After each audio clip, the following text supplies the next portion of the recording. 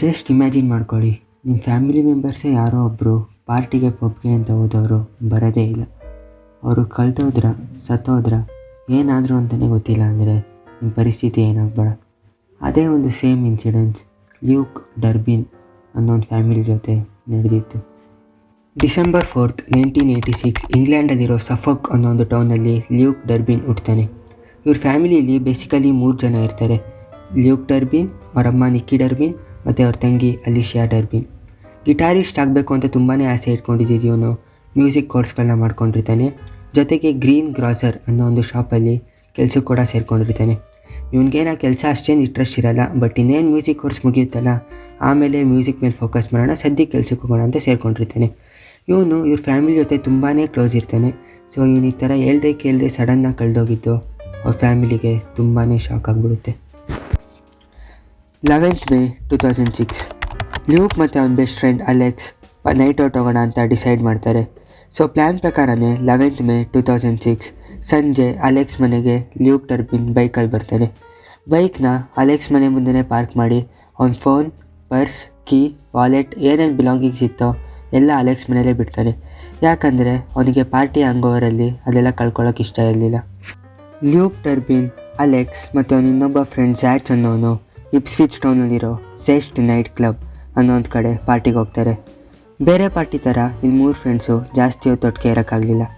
ಅಲೆಕ್ಸ್ಗೆ ಅದೇನಾಯ್ತೋ ಗೊತ್ತಿಲ್ಲ, ಸಡನ್ಲಿ ಯಾವುದೋ ಕಾಲ್ ಬಂತು ಅಂತ ಕ್ಯಾಬ್ ಬುಕ್ ಮಾಡ್ಕೊಂಡು ಹೋಗ್ಬಿಡ್ತಾರೆ. ಇನ್ನೊಂದು ಕಡೆ ಜ್ಯಾಚ್ ಕೂಡ ಹ್ಯಾಂಗ್ ಓವರಲ್ಲಿ ಲ್ಯೂಕ್ ಡರ್ಬಿನ್ ಜೊತೆ ಕಾಂಟ್ಯಾಕ್ಟ್ ಕಳ್ಕೊತಾನೆ. 12 May 2006 ಫ್ರೆಂಡ್ಸ್ ಕೂಡ ಅವ್ರ ಮನೆಗೆ ಹೊರಟೋಗ್ತಾರೆ. ಸೊ ಲೂಕ್ ಕೂಡ ಅವ್ರ ಮನೆಗೆ ಹೋಗೋಣ ಅಂತ ಡಿಸೈಡ್ ಮಾಡಿಕೊಂಡು ಅಲ್ಲೇ 5 ನಿಮಿಷ ದೂರ ಇರೋ ರೈಲ್ವೆ ಸ್ಟೇಷನ್ಗೆ ಹೋಗ್ತಾನೆ. ಆದರೆ ರೈಲ್ವೆ ಸ್ಟೇಷನಲ್ಲಿ ಬೆಳಗ್ಗೆವರೆಗೂ ಯಾವುದೂ ಟ್ರೈನ್ ಇಲ್ಲ ಅಂತ ಗೊತ್ತಾಗಿದ ತಕ್ಷಣ ರೈಲ್ವೆ ಸ್ಟೇಷನಿಂದ ವಾಪಸ್ ಹೋಗ್ಬಿಡ್ತಾನೆ. ರಾತ್ರಿ 3:15 CCTV ಫುಟೇಜ್ ಪ್ರಕಾರ ಓಲ್ಡ್ ಫೌಂಡ್ರಿ ಅನ್ನೋ ಒಂದು ರೋಡಲ್ಲಿ ಲ್ಯೂಕ್ ಡರ್ಬಿನ್ ಟ್ಯಾಕ್ಸಿ ಹುಡ್ಕೋಕ್ಕೆ ಟ್ರೈ ಮಾಡ್ತಿರ್ತಾನೆ. ಅಲ್ಲೇ ಒಬ್ಬ ಟ್ಯಾಕ್ಸಿ ಡ್ರೈವರ್ ಲ್ಯೂಕ್ ಡರ್ಬಿನ್ಗೆ ಸಿಗ್ತಾನೆ. ಲ್ಯೂಕ್ ಡರ್ಬಿನ್ ದುಡ್ಡೆಲ್ಲ ಅಲೆಕ್ಸ್ ಮನೇಲಿ ಇಟ್ಟಿದ್ರಿಂದ ಇವನ ಹತ್ರ ದುಡ್ಡಿರಲ್ಲ. ಸೊ ಇವನು ಹೇಳ್ತಾನೆ ಡ್ರೈವರ್ಗೆ, ನನ್ನ ಮನೆ ಹತ್ರ ಇಳಿಸಿ ಆಮೇಲೆ ನನ್ನ ಮನೆಗೆ ಹೋಗಿ ದುಡ್ಡು ತರ್ತೀನಿ ಅಂತ. ಇದಕ್ಕೆ ಡ್ರೈವರ್ ಒಪ್ಪಲ್ಲ. ಡ್ರೈವರ್ ಹೇಳ್ತಾನೆ, ನಾನು ಫೋನ್ ಕೊಡ್ತೀನಿ, ಯಾರಿಗಾದ್ರೂ ಫೋನ್ ಮಾಡಿ ನಿಮ್ಮ ಮನೆಯವ್ರಿಗೆ ಕ್ರೆಡಿಟ್ ಕಾರ್ಡ್ ಡೀಟೇಲ್ಸ್ ಇಸ್ಕೊ, ಸೊ ಅದರಿಂದ ನಾನು ದುಡ್ಡು ಇಸ್ಕೋಬೋದು ಅಂತ ಹೇಳ್ತಾನೆ. ಆದರೆ ಲ್ಯೂಕ್ ಡರ್ಬಿನ್ಗೆ ಅವ್ರ ಅಮ್ಮನ್ನ ರಾತ್ರಿ ಡಿಸ್ಟರ್ಬ್ ಮಾಡೋಕ್ಕೆ ಇಷ್ಟ ಇರಲ್ಲ. ಸೊ ಅದಕ್ಕೆ ಹೋಗಲಿ ಬಿಡು ಅಂತ ನಡ್ಕೊಂಡೆ ಲ್ಯೂಕ್ ಆ ಜಾಗದಿಂದ ಹೋಗ್ಬಿಡ್ತಾನೆ. ಬೆಳಗಿನ ಜಾವ 4 ಗಂಟೆ ಇಪ್ಸ್ವಿಚ್ ಟೌನಲ್ಲಿರೋ old castle market bus station ಅನ್ನೋದು ಬಸ್ ಸ್ಟಾಪಲ್ಲಿ ಲ್ಯೂಕ್ ಡರ್ಬಿನ್ ರೋಡ್ ದಾಟ್ತಾ ಇರೋ ಸೀನು CCTVಲಿ ರೆಕಾರ್ಡ್ ಆಗುತ್ತೆ. ಸೊ ಇದೇ ಲ್ಯೂಕ್ ಡರ್ಬಿನ್ನ ಲಾಸ್ಟ್ ಕ್ಯಾಪ್ಚರ್ಡ್ CCTV ಫುಟೇಜ್ ಆಗುತ್ತೆ. ಬೆಳಗಿನ ಜಾವ 4:10 ಅಲ್ಲೇ ಪಕ್ಕದ ರೋಡಲ್ಲಿ ಇನ್ನೊಂದು CCTV camera white colour Volvo 440 model car suspicious ಆಗಿ ಓಡಾಡ್ತಿರೋದನ್ನ ರೆಕಾರ್ಡ್ ಮಾಡುತ್ತೆ. ಈ ಗಾಡಿ ನಂಬರ್ ಪ್ಲೇಟಲ್ಲಿ M206LYE ಅನ್ನೋ ನಂಬರ್ ರೆಕಾರ್ಡ್ ಆಗುತ್ತೆ. ಸೊ ಇದ್ರ ಮೇಲೆ ಪೊಲೀಸ್ ಇನ್ವೆಸ್ಟಿಗೇಷನ್ ಸ್ಟಾರ್ಟ್ ಮಾಡಿದ್ಮೇಲೆ ಗೊತ್ತಾಗುತ್ತೆ ಆ ಗಾಡೀಲಿ ಏನು ನಂಬರ್ ಪ್ಲೇಟ್ ಯೂಸ್ ಮಾಡಿದ್ರು ಅದು ಕಂಪ್ಲೀಟ್ಲಿ ಫೇಕ್ ಆಗಿರುತ್ತೆ. ಮತ್ತು ಆ ಕಾರ್ ಡ್ರೈವರ್ ಯಾರು ಅಂತ ಟಿಲ್ ಡೇಟ್ ಗೊತ್ತಾಗಿಲ್ಲ. 14 May 2006 2 ದಿನ ಆದರೂ ಅವ್ರ ಮಗ ಮನೆಗೆ ವಾಪಸ್ ಬರದೇ ಇರೋ ಕಾರಣ ಲ್ಯೂಕ್ ಅವ್ರ ಅಮ್ಮಂಗೆ ತುಂಬ ಗಾಬರಿ ಆಗುತ್ತೆ. ಸೊ ಅವರಮ್ಮ ಮನೆಯಿಂದ ಸ್ವಲ್ಪನೇ ದೂರ ಇರೋ ಒಂದು ಪೊಲೀಸ್ ಸ್ಟೇಷನ್ಗೆ ಹೋಗಿ ಕಂಪ್ಲೇಂಟ್ ಕೊಡ್ತಾರೆ. ಪೊಲೀಸ್ ಕೂಡ ಈ ಕೇಸ್ನ ಸೀರಿಯಸ್ ಆಗೇ ಕನ್ಸಿಡರ್ ಮಾಡ್ತಾರೆ. 2010ರಲ್ಲಿ ಪೊಲೀಸ್ ಈ ಕೇಸ್ನ ಸಸ್ಪೆಕ್ಟೆಡ್ ಮರ್ಡರ್ ಅಂತ ರೀಕ್ಲಾಸಿಫೈ ಮಾಡಿ ಹೈಯರ್ ಅಥಾರಿಟೀಸ್ಗೆ ಕೊಡ್ತಾರೆ. ಆದರೆ ಪೊಲೀಸ್ ಲೇಟರ್ ಇನ್ವೆಸ್ಟಿಗೇಷನಲ್ಲಿ ಒಂದು ಶಾಕಿಂಗ್ ವಿಷಯ ಆಚೆ ಬರುತ್ತೆ. ಅದೇನೆಂದರೆ ಲ್ಯೂಕ್ ಡರ್ಬಿನ್ ದುಡ್ಡಿಗೋಸ್ಕರ ಡ್ರಗ್ ಡೀಲಿಂಗ್ ಮಾಡ್ಕೊಂಡಿರ್ತಾನೆ. ಅಲ್ಲೇ ಡ್ರಗ್ ಡೀಲರ್ಸ್ ಹತ್ರ ಸಾಲ ಇಸ್ಕೊಂಡು ಅವ್ರಿಗೆ ಮೋಸ ಕೂಡ ಮಾಡೋಕ್ಕೆ ಟ್ರೈ ಮಾಡಿರ್ತಾನೆ. ಈ ಇನ್ಸಿಡೆಂಟ್ಸ್ ಏನು ನಡೆದಿತ್ತೋ ಅವತ್ತು ಮಧ್ಯಾಹ್ನ ಕೂಡ ಅವನು ಡ್ರಗ್ ಡೀಲ್ ಮಾಡಿದ್ದ ಅಂತ ಪೊಲೀಸ್ಗೆ ಗೊತ್ತಾಗುತ್ತೆ. ಹಂಗಂದರೆ ಲ್ಯೂಕ್ ಡರ್ಬಿನ್ಗೆ ಏನಾಗಿರ್ಬೋದು?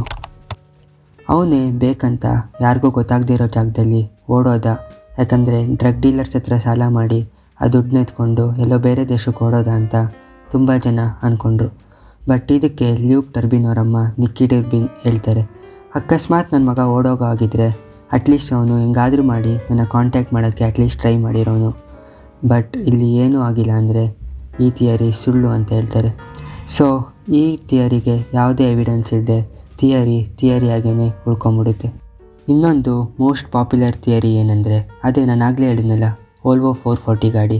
ಆ ಗಾಡೀಲಿ ಯಾರೋ ಒಬ್ಬ ಡ್ರಗ್ ಡೀಲರ್ ಯಾರಿಗೆ ಲ್ಯೂಕ್ ಟರ್ಬಿನ್ ಮೋಸ ಮಾಡಿದ್ನೋ ಆ ಡ್ರಗ್ ಡೀಲರ್ ಲ್ಯೂಕ್ ಟರ್ಬಿನ್ನ ತುಂಬ ದಿನದಿಂದ ಫಾಲೋ ಮಾಡಿ ಮಧ್ಯರಾತ್ರಿ ಲ್ಯೂಕ್ ಜೊತೆ ಯಾರೂ ಇಲ್ಲ ಅಂತ ಗೊತ್ತಾಗುತ್ತೋ ಆವಾಗ ಅವನ್ನ ಕರ್ಕೊಂಡೋಗಿ ಮರ್ಡರ್ ಮಾಡ್ದ ಅಂತ.